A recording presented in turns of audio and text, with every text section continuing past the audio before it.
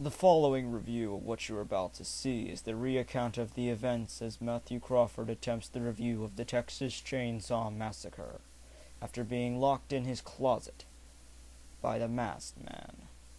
All events are true. Hey, you guys, like the intro? That's good. You know, I had to come up with something on the fly because that masked idiot's not back yet.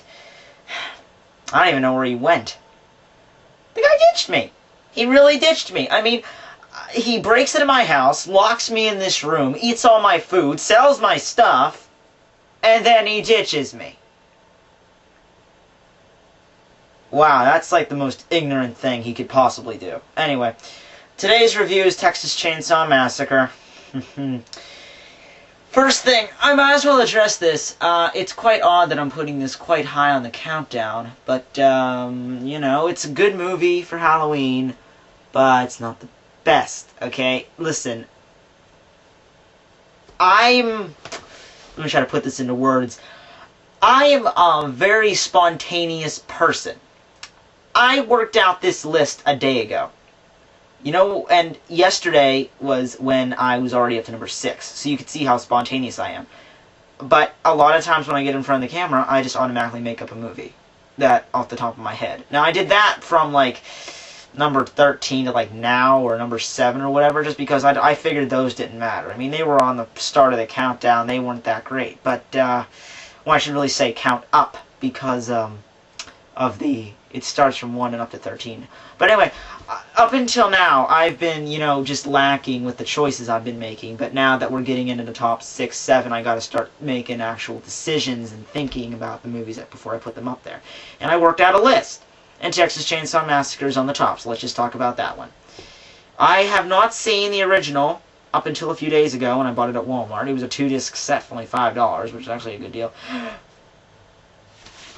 Wow. I mean, I saw the remake and I thought that was good. Wow. I mean, that was freaking... Wow. I mean, I can't even describe it.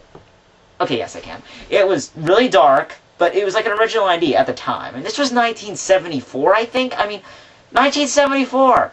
This is like one of the pioneers of the slasher film. I mean, I guess Night of the Living Dead and stuff like that was already out, but this really kick-started it. I mean, when people first saw that, I mean, geez.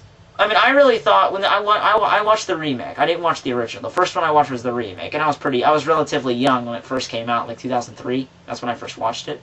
And I always figured that Leatherface was real. I mean, you look at all the weird stuff going on in the world, I mean, it wasn't hard to believe. I mean, back in 1974, it might have been hard to believe when the movie came out, but remember, I watched this 2003, so the world was a little more edgy by that time, so you could really believe that some guy like that existed. But I checked, and it was just a base on Ed Gein, who's also a horror, you know, mass murderer. So, yeah. Anyway, I'm just gonna talk. Just go and watch this movie. I mean, it's awesome. I mean, the sequel was a little lacking. Actually, the sequel was more of a spoof. Actually, everything after that was more like a spoof, because nothing could top the original. So, everything had to be, you know, after that, either a spoof or, you know what's really depressing? A movie that tries to be better than the original and it just crashes and burns. I mean, that's just sad. When the director actually says, I'm going to make this better than the original, and he tries, and it never is, obviously. I mean, you can't top perfection. And it just crashes and burns and there go down. So here's my basis for making a sequel to an awesome movie. Like, I'm not saying that you should take a movie and put it on a pedestal and just keep it there. Now I know I said that before, but I didn't mean that. I meant like remakes, okay? Like if the original Friday the 13th is a good example. The original Friday series was good. Put it on a pedestal, keep it away. Don't make remakes. I didn't say anything about sequels. If you're going to make a sequel, you have to pay attention. Here are the rules.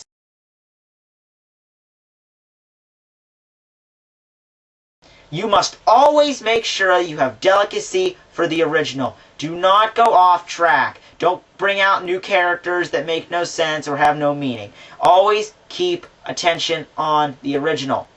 Number 2, watch the original as much as possible. Get to know every single loophole, because if there's a loophole in the original that you can exploit, go ahead and exploit it. An example of this would be Friday the 13th Part 1. As we all know, Jason wasn't in it. So what'd they do? They thought, oh, Jason's mother's the killer. That was a good idea. But when they all think they were planning a sequel right away, but when the sequel came out, they're thinking, oh, here's a big loophole. We can just bring Jason in the picture. There, it worked.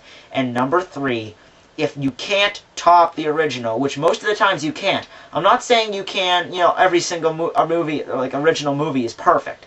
But if the movie is really good, and you know it's really good, like it's gotten a lot of acclaim, either number 1, don't make a sequel in the first place, or number 2, try to go a different direction with it. Like, just say to yourself, there's no way I can beat this, so I'm just going to make it like a different direction, like a spoof or something. And there you go. But there's one thing I gotta mention, something that's really annoying, and I've been mentioning on this countdown for a while now. Remakes! Why do we need them? I mean, in horror movies still. I mean, really? I mean, I guess I understand. King Kong remake was awesome, but the remakes in the horror genre have been up and down so far, and mostly down. The Friday the 13th one was good, that's why it was on the countdown, but everything else was just mediocre or worse. Friday the 13th was beyond worse. I mean, not that. Halloween was beyond worse. Friday the 13th was livable. Halloween was... Jeez. I mean, and we're getting the Wolfman, I just found out that. I mean, the Wolfman's a 70-year-old film. I guess, okay, I can accept that. 70 years, it was a good idea. The werewolf thing was a good idea. We haven't had a decent werewolf movie ever since American Werewolf in London. So I guess I can live with it. I'm just going to take it as, Wolfman. And it's probably not going to be the original, which I never saw. Everyone in my generation that's seen the Wolfman, or any original ones like Nosferatu, or anything silent and black and white's going to be a rarity, but, I'll welcome it. I'll see it. I'll see if it goes good. But, stupid hair. Okay, anyway. The remakes. Look at this! Look at these remakes they have. If there's a remake for every horror movie in the main genre now. We got Jason, we got Freddy, we got Michael Myers, and we got Leatherface. And that's not enough. Oh no. They gotta make sequels to the remakes that have nothing to do with the sequels to the original. For example, there was Texas the Chainsaw Massacre Part 2, and there was Texas Chainsaw Massacre The Beginning, which came out in 2006. None of them had nothing to do with each other, and the only thing they inherited was the title. Same thing with Halloween 2 and H2, or Halloween 2, whatever you want to call it. Both had the only thing in the title was the title. That was it. Everything else was pointless and stupid.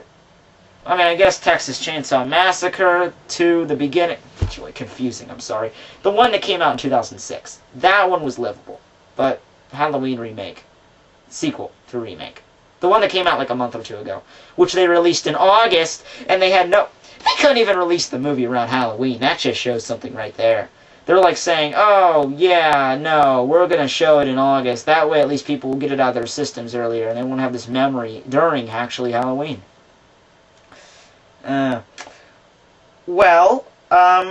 Okay.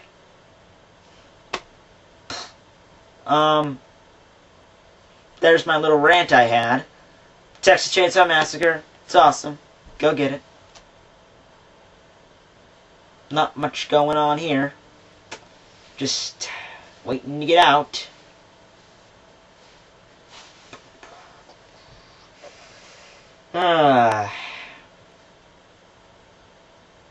Okay, I got this, guess I can show you my prized possessions. We got a light bulb, my bag of chips, some theatrical blood, glow sticks, and a staple gun that has no staples. So, yeah. That was pointless. All the cutscenes I've had in the past. I had a music dance video, I had a scene where a guy stole all my food, and that's the best I can get for this one. Me showing you all the crap I have in here.